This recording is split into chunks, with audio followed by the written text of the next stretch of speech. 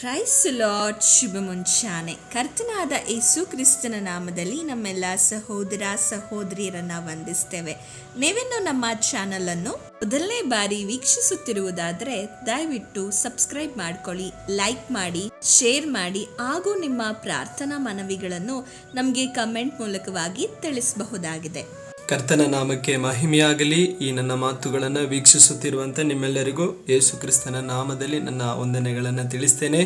ಈ ಮುಂಜಾನೆ ವೇಳೆಯಲ್ಲಿ ಆತನ ಸಮ್ಮುಖದಲ್ಲಿ ಆತನ ಮಾತುಗಳನ್ನು ಕೇಳಲಿಕ್ಕಾಗಿ ನಮ್ಮ ಮನಸ್ಸುಗಳನ್ನು ನಾವು ಸಿದ್ಧಪಡಿಸಿಕೊಳ್ಳೋಣ. ಮುಂದಿರುವ ಸಮಯ ದೇವರ ಸಂದೇಶವನ್ನು ಕೇಳಲಿಕ್ಕಾಗಿ ಪ್ರಾರ್ಥನೆ ಮಾಡೋಣ. ಪ್ರೀತಿ ಸ್ವರೂಪನ ತಂದೆ, ಒಳ್ಳೆ ಸಮಯಕ್ಕಾಗಿ ಸ್ತೋತ್ರ. ನಿನ್ನ ಮಾತುಗಳನ್ನು ಕೇಳಲಿಕ್ಕೆ ನಮ್ಮ ಮನಸ್ಸನ್ನು ನೀವು ಸಿದ್ಧಪಡಿಸು. ನೀವು ನಮ್ಮೊಂದಿಗೆ ಮಾತನಾಡಿರಿ. ಈ ದಿನವನ್ನು ದೇವರೇ ನಿನ್ನೊಂದಿಗೆ ಕಳೆಯಲಿಕ್ಕಾಗಿ ನಮಗೆ ಸಹಾಯ ಮಾಡಿ. ಮುಂದಿರುವ ಸಮಯ ದೇವರೇ ನೀವು ನಮ್ಮನ್ನು ಧೈರ್ಯಪಡಿಸಿರಿ. ನಿನ್ನ ವಾಕ್ಯದ ಮೂಲಕ ನಾವು ಕ್ರಮಪಡಿಸಿಕೊಳ್ಳಲಿಕ್ಕೆ ಸಹಾಯ ಮಾಡಿರಿ.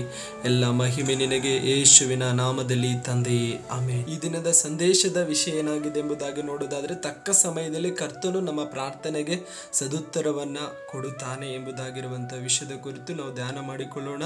ಅದಕ್ಕೆ ಆಧಾರಿತವಾಗಿ ಒಂದು ವಾಕ್ಯವನ್ನು ಓದಿಕೊಳ್ಳೋಣ. ಯೋಹಾನನು ಬರೆದ ಸುವಾರ್ತೆ ಅದರ 2ನೇ ಅಧ್ಯಾಯ ಅದರ 4ನೇ ವಚನ ಹೀಗೆ ಬರೆಯಲ್ಪಟ್ಟಿದೆ. ಯೇಸು ಆಕೆಗೆ, ಅಮ್ಮ, ನನ್ನ ಗೊಡವೆ ನಿನಗೇಕೆ? ನನ್ನ ಸಮಯವು ಇನ್ನೂ ಬಂದಿಲ್ಲ ಎಂದು ಹೇಳಲು. ಯೇಸು ಸ್ವಾಮಿ ತನ್ನ ತಾಯಿಯಾದ ಮರಿಯಳಿಗೆ ಹೀಗೆ ಹೇಳ್ತಾ ಇದ್ದಾರೆ, ನನ್ನ ಸಮಯ ಇನ್ನೂ ಬಂದಿಲ್ಲ ಎಂಬುದಾಗಿ. ಇದರ ಚರಿತ್ರೆಯನ್ನ ನಾವು ನೋಡೋದಾದ್ರೆ, ಕಾನಾ ಊರಿನಲ್ಲಿ ಒಂದು ಮದುವೆ ನಡೀತಿದೆ. ಅಲ್ಲಿ ಯೇಸು ಸ್ವಾಮಿ ಮತ್ತೆ ತನ್ನ ಶಿಷ್ಯರು, ತಾಯಿ ಕೂಡ ಅಲ್ಲಿ ಹೋಗೋದನ್ನ ನಾವು ನೋಡ್ತೇವೆ. ಇವರೆಲ್ಲರನ್ನ ಅವರು ಮದುವೆಗೆ ಆಹ್ವಾನ ಮಾಡಿರ್ತಾರೆ. ಆ ಮದುವೆಯಲ್ಲಿ ಒಂದು ದ್ರಾಕ್ಷಾರಸ ಖಾಲಿ ಆಗಿರುವಂಥದ್ದನ್ನ ತಾಯಿ ತಿಳಿದು ಬಂದು ಯೇಸು ಸ್ವಾಮಿ ಹತ್ರ ಹೇಳ್ತಾ ಇದ್ದಾರೆ, ದ್ರಾಕ್ಷಾರಸ ಖಾಲಿ ಆಗಿದೆ, ನೀನೇನಾದ್ರೂ ಒಂದನ್ನ ಮಾಡು ಎಂಬುದಾಗಿ. ಆಗ ಯೇಸು ಸ್ವಾಮಿ ಹೇಳ್ತಾ ಇದ್ದಾರೆ, ನನ್ನ ಸಮಯ ಇನ್ನೂ ಬಂದಿಲ್ಲ. ಅಂದ್ರೆ ಯೇಸು ಸ್ವಾಮಿ ಭೂಲೋಕದಲ್ಲಿ ಏನೇ ಮಾಡಬೇಕಾದ್ರೂ ತನ್ನ ಸಮಯಕ್ಕೆ ತಾನು ಮಾಡೋದನ್ನು ನೋಡ್ತೇವೆ. ಅದರ ಹೆಸರೇ ತಕ್ಕ ಸಮಯ. ಅಂದರೆ ಯೇಸು ಸ್ವಾಮಿ ಏನೇ ಮಾಡಬೇಕಾದ್ರೂ ತನ್ನ ಸಮಯ ಅಂದರೆ ತಕ್ಕ ಸಮಯದಲ್ಲಿ ಮಾಡುವ ಕರ್ತನಾಗಿದ್ದಾನೆ. ಹಾಗಾದರೆ ನಮ್ಮ ಪ್ರಾರ್ಥನೆಗಳಿಗೂ ಕೂಡ ತಕ್ಕ ಸಮಯದಲ್ಲಿ ಕರ್ತನು ಉತ್ತರವನ್ನು ಕೊಡ್ತಾನೆ. ಆಮೇಲೆ ಅನೇಕರು ಚಿಂತಿಸ್ತಾ ಇರ್ಬೋದು, ನಾನು ತುಂಬ ದಿನಗಳಿಂದ ಪ್ರಾರ್ಥನೆ ಮಾಡ್ತಿದ್ದೀನಿ, ತುಂಬ ವರ್ಷಗಳಿಂದಲೂ ಪ್ರಾರ್ಥನೆ ಮಾಡ್ತಿದ್ದೀನಿ, ಯಾಕೆ ನನ್ನ ಕುಟುಂಬದಲ್ಲಿ ಒಂದು ಬದಲಾವಣೆ ಇನ್ನೂ ಆಗಿಲ್ಲ, ಯಾಕೆ ನನ್ನ ಕೆಲಸದಲ್ಲಿ ಇನ್ನೂ ಒಂದು ಬದಲಾವಣೆ ಆಗಿಲ್ಲ, ಇನ್ನು ನನ್ನ ಆರೋಗ್ಯದಲ್ಲಿ ಯಾಕೆ ಇನ್ನೂ ಬದಲಾವಣೆ ಆಗಿಲ್ಲ, ಯಾಕೆ ನನ್ನ ಜೀವಿತ ಹೀಗೆ ಇದೆ, ಇನ್ನೂ ಬದಲಾವಣೆ ಕಾಣ್ತಾ ಇಲ್ವಲ್ಲ ಎಂಬುದಾಗಿ ನೀವು ಅಂದುಕೊಳ್ಳುತ್ತಾ ಇರ್ಬೋದು. ಆದರೆ ಯೇಸು ಸ್ವಾಮಿಗೆ ಒಂದು ಸಮಯವಿದೆ. ಆ ಸಮಯದಲ್ಲಿ ಖಂಡಿತವಾಗ್ಲೂ ನಿಮ್ಮ ಪ್ರಾರ್ಥನೆಗೆ ಸದುತ್ತರ ಸಿಕ್ಕುವಂಥದ್ದಾಗಿದೆ. ಯೇಸು ಸ್ವಾಮಿ ತಾಯಿ ಬಂದು ಕೇಳಿಕೊಂಡ ಆ ವಿಷಯಕ್ಕೆ ಯೇಸು ಸ್ವಾಮಿ ಹೇಳಿದ್ರು, ನನ್ನ ಸಮಯ ಬಂದಿಲ್ಲ ಅಂತ ಹೇಳಿ ಸಮಯ ಬಂದಿಲ್ಲ ಎಂಬುದಾಗಿ ಕಾಲವನ್ನು ಮುಂದೆ ಹಾಕಿಕೊಂಡು ಹೋಗಿಲ್ಲ. ನಂತರ ಸಮಯ ಯೇಸು ಸ್ವಾಮಿ ಏನು ಮಾಡ್ತಾ ಇದ್ದಾರೆ, ನೀರನ್ನು ದ್ರಾಕ್ಷಾರಸವಾಗಿ ಮಾರ್ಪಡಿಸ್ತಾ ಇದ್ದಾರೆ. ಹಾಗಾದರೆ ನಮ್ಮ ಪ್ರಾರ್ಥನೆ ವಿಷಯಗಳಿಗೆ ಯೇಸು ಸ್ವಾಮಿ ಸಮಯ ಬಂದಾಗ ಅದ್ಭುತವು ಖಂಡಿತವಾಗೂ ನಡೀತದೆ. ಆದರೆ ತಕ್ಕ ಸಮಯ ಆತನದಾಗಿದೆ. ಆತನ ಸಮಯದಲ್ಲೇ ಅದ್ಭುತವನ್ನು ಆತನು ಮಾಡ್ತಾನೆ. ಹಾಗಾದರೆ ನಿಮ್ಮ ನಿರೀಕ್ಷೆ ಕುಂದಿ ಹೋಗದೆ ಇನ್ನೂ ಹೆಚ್ಚಾಗಿ ನಿರೀಕ್ಷೆಯಿಂದ ಪ್ರಾರ್ಥನೆ ಮಾಡೋಣ. ದೇವರು ತಕ್ಕ ಸಮಯದಲ್ಲಿ ಅದ್ಭುತವನ್ನು ಮಾಡುವನಾಗಿದ್ದಾನೆ. ಖಂಡಿತವಾಗ್ಲೂ ನೀವೇನೆಲ್ಲ ಪ್ರಾರ್ಥನೆಗಳನ್ನು ಆತನಲ್ಲಿ ಕೇಳುತ್ತಾ ಇದ್ದೀರೋ ಅದೆಲ್ಲ ಪ್ರಾರ್ಥನೆ ವಿಷಯಗಳಲ್ಲಿ ದೇವರು ಅದ್ಭುತ ಮಾಡ್ತಾನೆ. ಆದರೆ ಆತನ ಸಮಯಕ್ಕೆ ಆತನ ಅದ್ಭುತ ಮಾಡ್ತಾನೆ. ಅದನ್ನು ಹೊಂದಿಕೊಳ್ಳಬೇಕಾದ್ರೆ ಕಾದಿದ್ದು ಅದನ್ನು ಹೊಂದಿಕೊಳ್ಳಬೇಕು. ಅದಕ್ಕೆ ಇನ್ನೊಂದು ವಾಕ್ಯವನ್ನು ನಾವು ಓದಿಕೊಳ್ಳೋಣ. ಹಬಕ್ಕೂಕ, ಪ್ರವಾದಿಯಾದಂಥ ಹಬಕ್ಕೂಕನು ಬರೆದ ಪ್ರವಾದನೆಯ ಪುಸ್ತಕ ಅದರ 2ನೇ ಅಧ್ಯಾಯ 3ನೇ ವಚನ ಹೀಗೆ ಬರೆಯಲ್ಪಟ್ಟಿದೆ, ಅದು ಕ್ಲುಪ್ತ ಕಾಲದಲ್ಲಿ ನೆರವೇರತಕ್ಕದ್ದು, ಆದರೆ ಪರಿಣಾಮಕ್ಕೆ ತ್ವರೆಪಡುತ್ತದೆ, ಮೋಸ ಮಾಡದು, ತಡವಾದರೂ ಅದಕ್ಕೆ ಕಾದಿರು, ಅದು ಬಂದೇ ಬರುವುದು, ತಾಮಸವಾಗದು ಎಂಬುದಾಗಿ ವಾಕ್ಯದಲ್ಲಿ ನಾವು ನೋಡ್ತೇವೆ. ಹಾಗಾದರೆ ದೇವರು ಏನನ್ನ ಹೇಳ್ತಾನೋ ಅದನ್ನು ಖಂಡಿತವಾಗ್ಲೂ ಕರ್ತನು ಮಾಡ್ತಾನೆ. ನಾವು ಮಾಡುವಂಥ ಪ್ರಾರ್ಥನೆಗೆ ಸದುತ್ತರ ಖಂಡಿತವಾಗೂ ತಕ್ಕ ಸಮಯದಲ್ಲಿ ಸಿಗ್ತದೆ. ಅದಕ್ಕೆ ಕ್ಲುಪ್ತ ಕಾಲದಲ್ಲಿ ನೆರವೇರತಕ್ಕದ್ದು. ಕ್ಲುಪ್ತ ಕಾಲ ಅಂದರೆ ಒಂದು ತಕ್ಕ ಸಮಯವಿದೆ. ಆ ಸಮಯದಲ್ಲಿ ನಮ್ಮ ಪ್ರಾರ್ಥನೆಗೆ ಸದುತ್ತರ ಖಂಡಿತವಾಗ್ಲೂ ದೇವರು ಕೊಡ್ತಾರೆ. ಆದರೆ ತಾಮಸ ಆಗೋದು ಅಂದರೆ ತಡವಾಗೋದು, ಅದಕ್ಕೋಸ್ಕರ ನಾವು ಕಾದಿರಬೇಕು. ಅದರ ಪರಿಣಾಮಕ್ಕೆ ತ್ವರೆ ಪಡುತ್ತದೆ. ಅಂದರೆ ಕೆಲವೊಂದು ವಿಷಯ ನಮಗೆ ಅಭ್ಯಂತರವಾಗಿ ಬರ್ತದೆ. ಅದೆಲ್ಲದರ ಮೇಲೆ ಜಯ ಕೊಟ್ಟು ಖಂಡಿತವಾಗ್ಲೂ ದೇವರು ಅದ್ಭುತ ಮಾಡೇ ಮಾಡ್ತಾನೆ. ದ್ರಾಕ್ಷಾರಸ ಖಾಲಿಯಾಗಿದೆ ಎಂಬುದಾಗಿ ಯೇಸು ಸ್ವಾಮಿಗೆ ತಿಳಿದು ಬಂದಾಗ ಅದರ ಚಿಂತೆ ಆತನಿಗಿಲ್ಲ ಎಂಬುದಾಗಿ ಅಲ್ಲ, ಆದರೆ ತಕ್ಕ ಸಮಯ ಬಂದಾಗ ಖಂಡಿತವಾಗ್ಲೂ ಅದ್ಭುತವನ್ನು ಆತನು ಮಾಡಲಿಕ್ಕೆ ಸಿದ್ಧನಾಗಿದ್ದನು. ಅದನ್ನು ತಕ್ಕ ಸಮಯ ಬಂದಾಗ ಅದ್ಭುತವಾಗಿ ಅನೇಕರಿಗೆ ರುಚಿ ಕೊಡುವಂಥ ದ್ರಾಕ್ಷಾರಸವನ್ನು, ನೀರನ್ನು ದ್ರಾಕ್ಷಾರಸವಾಗಿ ಮಾಡಿದ್ದನ್ನು ನಾವು ನೋಡ್ತೇವೆ. ಹಾಗಾದರೆ ನಿಮ್ಮ ಜೀವಿತದಲ್ಲಿಯೂ ಕೂಡ ಏನೆಲ್ಲ ಶೂನ್ಯತೆಗಳಿರಬಹುದು, ಏನೆಲ್ಲ ಬರಿದಾದ ಅವಸ್ಥೆಗಳಲ್ಲಿ ನೀವು ಹೋಗ್ತಾ ಇರ್ಬೋದು, ಅನೇಕರು ನಿಮ್ಮನ್ನು ಅವಮಾನ ಪಡಿಸ್ತಾ ಇರ್ಬೋದು. ಅದರ ಮಧ್ಯದಲ್ಲಿ ನೀವು ಹೆಚ್ಚಾಗಿ ಪ್ರಾರ್ಥನೆಯನ್ನು ಕರ್ತನಲ್ಲಿ ಮಾಡ್ತಾ ಇರ್ಬೋದು. ಯಾಕೆ ಇನ್ನೂ ನನ್ನ ಪ್ರಾರ್ಥನೆಗೆ ಸದುತ್ತರ ಸಿಕ್ಕಿಲ್ಲ ಎಂಬುದಾಗಿರುವಂಥ ವಿಷಯದ ಚಿಂತೆ ನಿಮಗೆ ಹೆಚ್ಚಾಗ್ತಾ ಇರ್ಬೋದು. ಆದರೆ ಈ ನನ್ನ ಮಾತುಗಳನ್ನು ಕೇಳುವಾಗ ನಿಮ್ಮ ಹೃದಯದಲ್ಲಿ ನಂತರವಾಗಿಯೂ ಧೈರ್ಯ ತೆಗೆದುಕೊಳ್ಳಿ.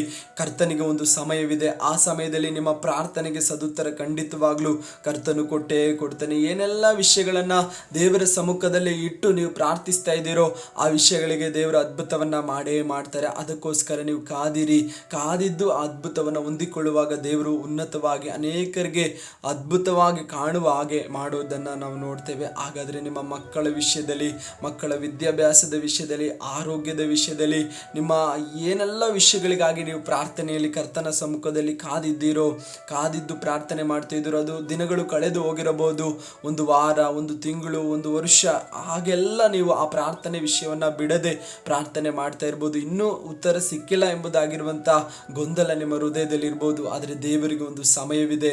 ಆ ಸಮಯದಲ್ಲಿ ಖಂಡಿತವಾಗ್ಲೂ ಅದರ ಹೆಸರೇ ತಕ್ಕ ಸಮಯ. ಆ ತಕ್ಕ ಸಮಯದಲ್ಲಿ ನಿಮ್ಮ ಪ್ರಾರ್ಥನೆಗೆ ಸದುತ್ತರ ಸಿಕ್ಕದ್ರಿಂದ ನಂಬಿಕೆಯಿಂದ ಇನ್ನೂ ಹೆಚ್ಚಾಗಿ ನಾವು ಪ್ರಾರ್ಥನೆ ಮಾಡೋಣ. ಮತ್ತೊಂದು ವಾಕ್ಯವನ್ನು ನಾವು ಓದಿಕೊಳ್ಳೋಣ. ಲೂಕನು ಬರೆದ ಸುವಾರ್ತೆ ಅದರ 1ನೇ ಅಧ್ಯಾಯ 20ನೇ ವಚನ ಹೀಗೆ ಬರೆಯಲ್ಪಟ್ಟಿದೆ: ಈ ನನ್ನ ಮಾತು ತಕ್ಕ ಸಮಯದಲ್ಲಿ ನೆರವೇರುವುದು. ಸಾನಿಕನಾದ ಯೋಹಾನನ ತಂದೆಯೊಂದಿಗೆ ದೇವರು ಮಾತಾಡಿದ ವಿಷಯವಾಗಿದೆ ಈಗ ನಾವು ಓದಿಕೊಂಡ ವಾಕ್ಯ. ಅಲ್ಲಿ ಆತನೊಂದಿಗೆ ದೇವರು ಮಾತಾಡಿ ಹೀಗೆ ಹೇಳ್ತಿದ್ದೇನೆ, ನಾನು ನುಡಿದದ್ದು ತಕ್ಕ ಸಮಯ ಬಂದಾಗ ಖಂಡಿತವಾಗ್ಲೂ ನೆರವೇರ್ತದೆ ಎಂಬುದಾಗಿ. ಅದಕ್ಕಿಂತ ಮುಂಚಿತವಾಗಿ ಜಕರಿಯನೆಂಬ ಆ ವ್ಯಕ್ತಿಗೆ ದೇವರು ಈ ರೀತಿಯಾಗಿ ಮಾತುಗಳನ್ನು ಕೊಟ್ಟರು. ಏನೆಂಬುದಾಗಿ ಹೇಳುವುದಾದರೆ, ತನ್ನ ಹೆಂಡತಿಯಾದಂಥ ಎಲಿಜಬೆತಳು ಬಂಜೆಯಾಗಿದ್ದಳು. ಆದರೆ ದೇವರು ಹೇಳ್ತಿದ್ದಾರೆ, ನಿನ್ನ ಹೆಂಡತಿಯ ಬಂಜೆತನ ನೀಗಲ್ಪಡ್ತದೆ, ನಿನಗೊಬ್ಬ ಮಗನನ್ನ ಕೊಡ್ತೇನೆ, ಆತನಿಗೆ ನೀನು ಯೋಹಾನ ಎಂಬುದಾಗಿ ಹೆಸರಿಡಬೇಕು ಎಂಬುದಾಗಿ ಅನೇಕ ವಿಷಯಗಳನ್ನ ಈ ಜಕರಿಯನಿಗೆ ದೇವರು ತಿಳಿಸಿದಾಗ ಅವನಿಗೆ ನಂಬಲಿಕ್ಕೆ ಆಗಿಲ್ಲ. ಯಾಕೆಂದ್ರೆ ಅವರ ಜೀವಿತವನ್ನ ಅವರು ನೋಡುವಾಗ ನನ್ನ ಹೆಂಡತಿಗೆ ನಂತರ ಮಕ್ಕಳಾಗುವುದು ಉಂಟೋ ಅಥವಾ ಆಗ್ಲಿಕ್ಕೆ ಸಾಧ್ಯವಿದೆಯೋ ಎಂಬುದಾಗಿ ನಂಬಲಿಕ್ಕೂ ಕೂಡ ಆತನಿಗೆ ಸಾಧ್ಯವಾಗಿಲ್ಲ. ಆದರೆ ದೇವರು ಹೇಳ್ತಿದ್ದಾರೆ, ಈ ನನ್ನ ಮಾತು ತಕ್ಕ ಸಮಯದಲ್ಲಿ ನೆರವೇರುತ್ತದೆ. ಹಾಗಾದರೆ ಮಕ್ಕಳಿಗಾಗಿ ಪ್ರಾರ್ಥನೆ ಮಾಡುವವರು ಈ ವಾಕ್ಯಗಳನ್ನು ದೃಢವಾಗಿ ಹಿಡಿದುಕೊಳ್ಳಿರಿ. ದೇವರು ನಿಮಗೆ ಕೊಡ್ತೇನೆ ಎಂಬುದಾಗಿ ದೇವರು ಹೇಳೋದಾದರೆ ತಕ್ಕ ಸಮಯದಲ್ಲಿ ಖಂಡಿತವಾಗ್ಲೂ ಆತನು ಮಾಡೇ ಮಾಡ್ತೇನೆ. ಎಲಿಜಬೆತಳು ಬಂಜೆಯಾಗಿದ್ದಳು. ಆಕೆಯ ಬಂಜೆತನವನ್ನು ದೇವರು ನೀಗಿಸಲಿಕ್ಕೆ ಮನಸ್ಸು ಮಾಡಿಕೊಂಡಿರುವುದಾದರೆ, ದೇವರು ನುಡಿದಿರುವುದಾದರೆ ದೇವರು ಖಂಡಿತವಾಗ್ಲೂ ಅದ್ಭುತವನ್ನು ಮಾಡ್ತಾನೆ. ಒಂದು ವೇಳೆ ಮಕ್ಕಳಿಗಾಗಿ 1 ವರ್ಷ, 2 ವರ್ಷ, 3 ವರ್ಷದಿಂದಲೂ ನೀವು ಪ್ರಾರ್ಥನೆ ಮಾಡ್ತಾ ಇರ್ಬೋದು. ಇನ್ನೂ ನನ್ನ ಪ್ರಾರ್ಥನೆಗೆ ಸದುತ್ತರ ಸಿಕ್ಕಿಲ್ವಲ್ಲ, ಯಾಕೆ ಇನ್ನೂ ಎಷ್ಟು ಕಾಲ ನೀನು ಇನ್ನೂ ಪ್ರಾರ್ಥಿಸಬೇಕೆಂಬುದಾಗಿರುವಂಥ ಗೊಂದಲ ಚಿಂತೆ ನಿಮಗೆ ಉಂಟಾಗಿರ್ಬೋದು. ಆದರೆ ಕರ್ತನ ಹತ್ರ ಇನ್ನೂ ಬಿಡದೆ ಪ್ರಾರ್ಥನೆ ಮಾಡಿ, ಕರ್ತನು ತಕ್ಕ ಸಮಯದಲ್ಲಿ ಖಂಡಿತವಾಗ್ಲೂ ತಾನು ನುಡಿದದ್ದನ್ನು ನೆರವೇರಿಸುವ ದೇವರು. ಅದರಿಂದ ಬಿಟ್ಟು ಬಿಡದೆ ನಂತರವಾಗಿಯೂ ಕೂಡ ಪ್ರಾರ್ಥನೆ ಮಾಡಿಕೊಳ್ಳೋಣ. ನಾವು ಹಬಕ್ಕೂಕನ ಪ್ರವಾದನೆಯ ಪುಸ್ತಕದಲ್ಲಿ ನೋಡಿಕೊಂಡು ತಾಮಸವಾಗದು, ತಕ್ಕ ಸಮಯದಲ್ಲಿ ಅದು ನೆರವೇರುತ್ತದೆ, ಆದರೆ ನೀನು ಕಾದಿರು ಎಂಬುದಾಗಿ. ಹಾಗಾದರೆ ದೇವರ ಸಮಯ ಬಂದಾಗ ಅಥವಾ ತಕ್ಕ ಸಮಯ ಬಂದಾಗ ನಿನಗೆ ದೇವರು ಗರ್ಭಫಲವನ್ನು ಕೊಟ್ಟೇ ಕೊಡ್ತಾನೆ. ದೇವರು ಖಂಡಿತವಾಗ್ಲೂ ವಾಗ್ದಾನ ಮಾಡಿದ ಆ ಗರ್ಭಫಲವನ್ನು ನಿನ್ನ ಗರ್ಭದಲ್ಲಿ ಕೊಟ್ಟು ಅನೇಕರ ಮುಂದೆ ನಿನ್ನ ತಲೆಯನ್ನು ಎತ್ತುವ ಹಾಗೆ ದೇವರು ಮಾರ್ಪಡಿಸ್ತಾನೆ. ಆದರೆ ನೀವು ಕಾದಿರಬೇಕು. ಅನ್ನಳೆಂಬ ಭಕ್ತಳು ತನ್ನ ಗರ್ಭಫಲಕ್ಕಾಗಿ ಒಂದು ಮಗನಿಗಾಗಿ ಪ್ರಾರ್ಥಿಸಿದಾಗ ದೇವರು ಆಕೆಯ ಪ್ರಾರ್ಥನೆಯನ್ನು ಕೇಳಿ ಮುಂದಿನ ವರ್ಷದಲ್ಲಿ ಇದೇ ಸಮಯದಲ್ಲಿ ನಿನಗೊಬ್ಬ ಮಗನಿರುವನು ಎಂಬುದಾಗಿ ದೇವರು ವಾಕ್ಯ ಹೇಳಿದ ಹಾಗೆ ಆಕೆ ಕಾದಿದ್ದು ದೇವರ ಆ ವಾಗ್ದಾನವನ್ನು, ದೇವರ ಆಶೀರ್ವಾದವನ್ನು ಹೊಂದಿಕೊಂಡದ್ದನ್ನು ನಾವು ನೋಡ್ತೇವೆ. ಹಾಗಾದರೆ ತುಂಬ ವರ್ಷಗಳ ಕಾಲದಿಂದ ಕಾಯುವಂಥ ನಿಮ್ಮ ಜೀವಿತದಲ್ಲಿ ಇನ್ನೂ ಸಿಕ್ಕಿಲ್ಲ ಎಂಬುದಾಗಿ ಆ ನಿರಾಶೆ ಪಡದೆ, ಹಿಂಜರಿದು ಹೋಗದೆ, ಪ್ರಾರ್ಥನೆಯನ್ನು ಬಿಟ್ಟು ಬಿಡದೆ, ಬೇಸರಗೊಂಡು ಇನ್ನೂ ಯಾಕೆ ನಾನು ಪ್ರಾರ್ಥನೆ ಮಾಡಬೇಕೆಂಬುದಾಗಿರುವಂಥ ಗೊಂದಲಕ್ಕೆ ನೀವು ಈಡಾಗದೆ ಕಾದಿದ್ದು ಪ್ರಾರ್ಥನೆ ಮಾಡಿ ತಕ್ಕ ಸಮಯ ಬಂದಾಗ ಖಂಡಿತವಾಗ್ಲೂ ದೇವರು ತನ್ನ ಕಾರ್ಯವನ್ನು ಮಾಡ್ತಾನೆ. ತನ್ನ ಕಾರ್ಯವನ್ನು ಆತನು ಮಾಡುವಾಗ ಅದು ಅನೇಕರಿಗೆ ಅದ್ಭುತವಾಗಿ ಇರ್ತದೆ. ಅದ್ಭುತವಾಗಿ ಆತನು ಅನೇಕರ ಮುಂದೆ ಸಾಕ್ಷಿಯಾಗಲಿಕ್ಕಾಗಿ ತನ್ನ ಕಾರ್ಯವನ್ನು ನಾವು ಮಾಡುವುದನ್ನು ನಾವು ನೋಡ್ತೇವೆ. ಸತ್ಯವೇದದಲ್ಲಿ ಲಾಜರನೆಂಬ ವ್ಯಕ್ತಿ ಮರಣಿಸಿದಾಗ ಯೇಸು ಸ್ವಾಮಿಗೆ ಆ ಮರಣದ ವಿಷಯ ತಿಳಿದು ಬಂತು. ಆದರೂ ಕೂಡ ಕರ್ತನು ಹೋಗದೆ 4 ದಿನಗಳ ನಂತರವಾಗಿ ಅಲ್ಲಿ ಹೋದದ್ದನ್ನು ನೋಡ್ತೇವೆ. ಯಾಕೆ ಯೇಸು ಸ್ವಾಮಿ 4 ದಿನಗಳ ನಂತರ ಅಲ್ಲಿ ಹೋದ್ರೆ ಅಂದ್ರೆ ಅವನ ಬಗ್ಗೆ ಚಿಂತೆ ಇಲ್ಲ ಅಂತಲ್ಲ, ಆತನ ಸತ್ತಿರೋದ್ರಲ್ಲಿ ಆತನಿಗೆ ದುಃಖ ಇಲ್ಲ ಅಂತಲ್ಲ, ಆದರೆ ದೇವರು ಒಂದು ಅದ್ಭುತವನ್ನ ಅಲ್ಲಿ ಮಾಡಬೇಕಾಗಿತ್ತು. ಅನೇಕರಿಗೆ ಅದು ಸಾಕ್ಷಿಯಾಗಿ ಮಾರ್ಪಡಬೇಕಾಗಿತ್ತು. ಮಾಡಬೇಕಾಗಿತ್ತು. ಅದರ ಮಧ್ಯದಲ್ಲಿ ಶಿಷ್ಯರು ಹೇಳಿದ್ರು ನಾವು ಹೋಗೋದ ಅಂತ. ಆದರೆ ಹೋಗಲಿಲ್ಲ. ಯಾಕೆಂದ್ರೆ ಯೇಸು ಸ್ವಾಮಿಗೊಂದು ಸಮಯವಿತ್ತು. ಅಂದ್ರೆ ಯೇಸು ಸ್ವಾಮಿ ತನ್ನ ಸಮಯದಲ್ಲೇ ತಾನು ಅದ್ಭುತ ಮಾಡೋದು, ಯಾರ ಅಭಿಪ್ರಾಯದಿಂದಲ್ಲ, ಯಾರ ಒತ್ತಾಯದಿಂದಲ್ಲ. ದೇವರು ತನ್ನ ಸಮಯ ಬಂದಾಗ ಖಂಡಿತವಾಗ್ಲೂ ಅದ್ಭುತ ಮಾಡೇ ಮಾಡ್ತಾರೆ. ಆಗ ಲಾಜರನ ಮರಣಿಸಿದ ಸಮಾಧಿ ಮುಂದೆ ಹೋದಾಗ ಸತ್ತು 4 ದಿನ ಆಗಿ ಕೊಳೆತಂತ ದೇಹವನ್ನ ದೇವರು ಒಂದೇ ಮಾತಿನಿಂದ ಲಾಜರನೇ ಹೊರಬಾ ಅಂದಾಗ ಬಂದು ಆತನು ಜೀವಂತವಾಗಿ ಬದುಕಿದ್ದನ್ನು ನಾವು ನೋಡ್ತೇವೆ. ಹಾಗಾದ್ರೆ ಏನೆಲ್ಲ ವಿಷಯಗಳು ನಷ್ಟಪಟ್ಟು ಹೋಗಿರಬಹುದು, 4 ದಿನಗಳಾದ್ಮೇಲೆ ಕೊಳೆತು ವಾಸನ ಬರ್ತಾ ಇರ್ಬೋದು, ಆದರೆ ದೇವರು ನುಡಿದದ್ದನ್ನು ತಕ್ಕ ಸಮಯ ಬಂದಾಗ ಆತನು ನೆರವೇರಿಸ್ತಾನೆ. ಹಾಗಾದ್ರೆ ನಿಮ್ಮ ಜೀವಿತದಲ್ಲಿ ಸಮಯ ಕಳೆದು ಹೋಯ್ತಲ್ಲ, ಇಷ್ಟು ಕಾಲ ಪ್ರಾರ್ಥನೆ ಮಾಡಿ ನನ್ನ ಸಮಯ ಇಷ್ಟು ವ್ಯರ್ಥವಾಯ್ತಲ್ಲ ಎಂಬುದಾಗಿ ಎಂದಿಗೂ ಚಿಂತೆ ಮಾಡಬೇಡಿ. ಏನೆಲ್ಲ ಅದರ ಮಧ್ಯದಲ್ಲಿ ನಷ್ಟಪಟ್ಟು ಹೋದ್ರೂ ಕೂಡ ಉತ್ತಮವಾಗಿ ರೂಪಿಸುವ ದೇವರ ಸಮ್ಮುಖದಲ್ಲಿ ನೀವು ಪ್ರಾರ್ಥಿಸಿದ್ದೀರಾ. ತಕ್ಕ ಸಮಯ ಬಂದಾಗ ನಿಮ್ಮ ಪ್ರಾರ್ಥನೆಗೆ ಸದುತ್ತರವ ಆತನು ಕೊಟ್ಟೇ ಕೊಡ್ತಾನೆ. ಅದರಿಂದ ಆತನ ಸಮಯಕ್ಕಾಗಿ ಕಾದಿರಿ. ಆತನ ಸಮಯದಲ್ಲಿ ಆತನ ಅದ್ಭುತವನ್ನ ಖಂಡಿತವಾಗ್ಲೂ ಮಾಡೇ ಮಾಡ್ತಾನೆ. ದೇವರು ಒಂದು ವೇಳೆ ನುಡಿಯುವುದಾದ್ರೆ ನಿಮ್ಮ ಜೀವಿತದಲ್ಲಿ ಅದು ತಕ್ಕ ಸಮಯ ಬಂದಾಗ, ಅದು ನಿಮ್ಮ ವಿವಾಹದ ವಿಷಯದಲ್ಲಾಗಿರ್ಬೋದು, ನಿಮಗೆ ಮಕ್ಕಳ ಕೊಡುವಂತ ವಿಷಯದಲ್ಲಾಗಿರ್ಬೋದು, ನಿಮ್ಮ ಮಕ್ಕಳ ವಿದ್ಯಾಭ್ಯಾಸದಲ್ಲಾಗಿರ್ಬೋದು, ಒಂದು ವೇಳೆ ಕೆಲಸದಲ್ಲಿ ಆಗಿರಬಹುದು, ಒಂದು ವೇಳೆ ನಿಮ್ಮ ವ್ಯಾಪಾರದಲ್ಲಿ ಆಗಿರ್ಬೋದು, ಒಂದು ವೇಳೆ ನಿಮ್ಮ ಆತ್ಮಿಕ ವಿಷಯದ ಬೆಳವಣಿಗೆ ಕುರಿತಾಗಿರ್ಬೋದು, ಒಂದು ವೇಳೆ ನಿಮ್ಮ ಸೇವೆಯ ವಿಷಯದಲ್ಲಿ ಆಗಿರ್ಬೋದು, ಒಂದು ವೇಳೆ ನಿಮ್ಮ ಕೆಲಸದಲ್ಲಿ ಇರುವಂಥ ತಡೆಗಳನ್ನು ನಾನು ನೀಗಿಸ್ತೇನೆ ಎಂಬುದಾಗಿ ಹೇಳಿರುವಂಥ ವಿಷಯ ಆಗಿರಬಹುದು, ಒಂದು ವೇಳೆ ಕುಟುಂಬದಲ್ಲಿರುವ ಸಮಸ್ಯೆಗಳ ಮಧ್ಯದಲ್ಲಿ ನಾನು ನಿಮಗೆ ಸಮಾಧಾನ ಕೊಡ್ತೇನೆ ಎಂಬುದಾಗಿ ಹೇಳಿರುವಂಥ ವಿಷಯದಲ್ಲಿ ಆಗಿರಬಹುದು. ಖಂಡಿತವಾಗ್ಲೂ ಆತನು ಏನೆಲ್ಲ ನುಡಿದಿದ್ದಾನೋ ಅದು ತಕ್ಕ ಸಮಯ ಬಂದಾಗ ಆತನು ನೆರವೇರಿಸುವನಾಗಿದ್ದಾನೆ. ಆದರೆ ನಾವು ಕಾದಿದ್ದು ಅದರ ಮೇಲೆ ಒಂದು ಬಿಡುಗಡೆಯನ್ನು ಹೊಂದಿಕೊಳ್ಳಬೇಕು. ಯೇಸು ಸ್ವಾಮಿ ನಮ್ಮ ಕುರಿತು ಚಿಂತೆ ಇಲ್ಲದವನಾಗಿ ಅಲ್ಲ, ನಮ್ಮ ಕುರಿತು ಚಿಂತೆ ಉಳ್ಳವನಾಗಿದ್ದಾನೆ. ಲಾಜರನು ಸತ್ತು 4 ದಿನ ಆದ ನಂತರ ಹೋದಾಗ ಆ ಲಾಜರನ ಕುರಿತು ಕರ್ತನಿಗೆ ಚಿಂತೆ ಇಲ್ಲ ಎಂಬುದಾಗಿ ಅಲ್ಲ, ಅವರ ಕುಟುಂಬದ ಕುರಿತು ಚಿಂತೆ ಇಲ್ಲ ಎಂಬುದಾಗಿ ಅಲ್ಲ, ಆದರೆ ಆತನಿಗೆ ಒಂದು ಉದ್ದೇಶ ಇತ್ತು, ಆತನ ಮನಸ್ಸಿನಲ್ಲಿ ಒಂದು ಚಿತ್ತವಿತ್ತು. ಅದು ತಕ್ಕ ಸಮಯ ಬಂದಾಗ ನೆರವೇರಿಸತಕ್ಕದಾಗಿತ್ತು. ಹಾಗಾದ್ರೆ ನಿನ್ನ ಕುರಿತು ನನ್ನ ಕುರಿತು ಆತನು ಚಿಂತೆ ಇಲ್ಲದವನಾಗಿ ಅಲ್ಲ, ನಿಮ್ಮ ಸಮಸ್ಯೆಗಳು, ನಿಮ್ಮ ಕಷ್ಟಗಳು, ನಿಮ್ಮ ಕಣ್ಣೀರುಗಳನ್ನು ಆತನು ನೋಡುತ್ತಾ ಇಲ್ಲ ಎಂಬುದಾಗಿ ಅಲ್ಲ, ಆದರೆ ಆತನ ಸಮಯದಲ್ಲಿ ಆತನು ಉತ್ತಮವಾಗಿ ಮಾಡಲಿಕ್ಕಾಗಿ ಅದನ್ನ ತಿಳಿದಿದ್ರು ಕೂಡ ಅದನ್ನ ಮುಂದುವರಿಸಿಕೊಂಡು ಹೋಗೋದನ್ನ ನಾವು ನೋಡ್ತೇವೆ. ಹಾಗಾದ್ರೆ ನೀವು ಕಣ್ಣೀರಿಂದ ಪ್ರಾರ್ಥನೆ ಮಾಡಿ ಇನ್ನೂ ಕೂಡ ನನಗೆ ಸದುತ್ತರ ಸಿಕ್ಕಿಲ್ಲ ಎಂಬುದಾಗಿ ಗೊಂದಲವಾಗಬೇಡಿ. ಯಾಕೆ ಯೇಸು ಸ್ವಾಮಿ ನನ್ನ ಕಣ್ಣೀರಿನ ಪ್ರಾರ್ಥನೆ ಇನ್ನೂ ಕೇಳ್ತಾ ಇಲ್ವಾ? ಯಾಕೆ ನನಗಿರುವಂಥ ಈ ಸಮಸ್ಯೆಗಳಿಗೆ ಬಿಡುಗಡೆ ಆಗ್ತಾ ಇಲ್ಲ? ನನ್ನ ಕುಟುಂಬದಲ್ಲಿ ಯಾಕೆ ಸಮಾಧಾನ ಸಿಗ್ತಾ ಇಲ್ಲ? ಯಾಕೆ ನನ್ನ ಎಲ್ಲ ವಿಷಯಗಳಲ್ಲಿ ಸೋಲುಗಳು ಉಂಟಾಗ್ತಾ ಇದೆ? ಏನೇ ಪ್ರಯತ್ನ ಮಾಡಿದ್ರು ಯಾಕೆ ನನ್ನ ಜೀವಿತದಲ್ಲಿ ಒಂದು ಬದಲಾವಣೆ ಬರ್ತಾ ಇಲ್ಲ ಎಂಬುದಾಗಿ ನೀವು ಚಿಂತೆ ಮಾಡುತ್ತಿರೋದಾದ್ರೆ, ಯಾಕೆ ನಾನು ನಿರಂತರವಾಗಿ ಉಪವಾಸ ಇದ್ದುಕೊಂಡು ಪ್ರಾರ್ಥನೆ ಮಾಡ್ತಾ ಇದ್ದೇನೆ, ನಿರಂತರವಾಗಿ ದೇವರ ಸಮ್ಮುಖದಲ್ಲಿ ಕಣ್ಣೀರಿಟ್ಟು ಪ್ರಾರ್ಥನೆ ಮಾಡ್ತಾ ಇದ್ದೇನೆ, ಯಾಕೆ ನನ್ನ ಜೀವಿತದಲ್ಲಿ, ಕುಟುಂಬದಲ್ಲಿ, ನನ್ನ ಗಂಡನಲ್ಲಿ, ನನ್ನ ಹೆಂಡತಿಯಲ್ಲಿ, ನನ್ನ ಮಕ್ಕಳಲ್ಲಿ ಒಂದು ಬದಲಾವಣೆ ಬರ್ತಾ ಇಲ್ಲ?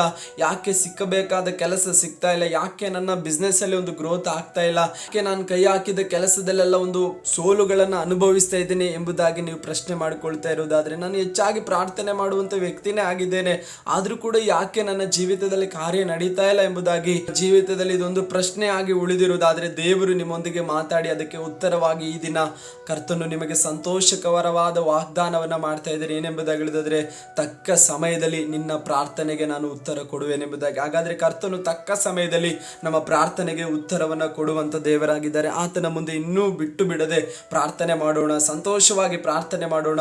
ದೇವರು ಅದ್ಭುತವನ್ನ ಮಾಡುವ ಆತನು ಖಂಡಿತವಾಗ್ಲೂ ಅದ್ಭುತ ಮಾಡ್ತಾನೆ. God bless you. ದೇವರ ವಾಕ್ಯದ ಮೂಲಕ ನಿಮ್ಮನ್ನು ಆಶೀರ್ವದಿಸಲಿ. ಮುಂದಿರುವ ಸಮಯ ಪ್ರಾರ್ಥನೆ ಮಾಡಿಕೊಳ್ಳೋಣ. ಪ್ರೀತಿ ಸ್ವರೂಪನ ತಂದೆ, ಒಳ್ಳೆ ಸಮಯಕ್ಕಾಗಿ ಸ್ತೋತ್ರ.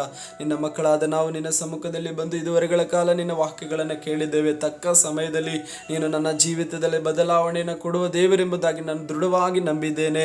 ನಿನ್ನ ಮುಂದೆ ಕರ್ತನೆ, ನನ್ನೆಲ್ಲ ಪ್ರಾರ್ಥನೆಗಳಿಗೆ ಸದುತ್ತರವನ್ನು ನೀನು ಕೊಟ್ಟೇ ಕೊಡ್ತಿ ಎಂಬುದಾಗಿ ನಿನ್ನನ್ನು ನಾನು ನಿರೀಕ್ಷಿಸಿಕೊಂಡಿದ್ದೇನೆ. ಹಾಗೆ ಕಾರ್ಯ ಮಾಡು. ನಿನ್ನ ಮಕ್ಕಳಿಗೆ ಸದುತ್ತರವನ್ನು ಕೊಟ್ಟು ಅವರೆಲ್ಲ ಪ್ರಾರ್ಥನೆ ವಿಷಯಗಳಿಗೆ ಅದ್ಭುತ ಮಾಡು ಸ್ವಾಮಿ. ಎಲ್ಲ ಘನತೆ ನಿನಗೆ, ಯೇಸುವಿನ ನಾಮದಲ್ಲಿ ತಂದೆಯೇ, ಆಮೇನ್. ವಾಕ್ಯನ ಕೇಳಿದ ನಿಮ್ಮೆಲ್ಲರನ್ನ ದೇವರ ಆಶೀರ್ವದಿಸಲಿ. ವಾಕ್ಯಗಳು ನಿಮ್ಮ ಮನಸ್ಸನ್ನ ಸ್ಪರ್ಶಿಸಿರುವುದಾದ್ರೆ, ನಿಮಗೆ ಪ್ರಯೋಜನಕರವಾಗಿರುವುದಾದ್ರೆ, ಇನ್ನೂ ಅನೇಕರಿಗೆ ಇದು ಪ್ರಯೋಜನವಾಗುವ ಹಾಗೆ ಅನೇಕರಿಗೆ ಇದನ್ನು ಕಳಿಸಿಕೊಡಿ. ಅವರು ಕೂಡ ಕೇಳಿ ಕರ್ತನಲ್ಲಿ ಬಲವನ್ನು ಹೊಂದಿಕೊಳ್ಳಲಿ. ಕರ್ತನ ಆ ಸಮಯದಲ್ಲಿ ಅವರು ಕೂಡ ಅದ್ಭುತಗಳನ್ನು ಕಂಡುಕೊಳ್ಳಲಿ. ದೇವರು ನಿಮ್ಮನ್ನು ಆಶೀರ್ವದಿಸಲಿ. ಆಮೇನ್. Praise the lord.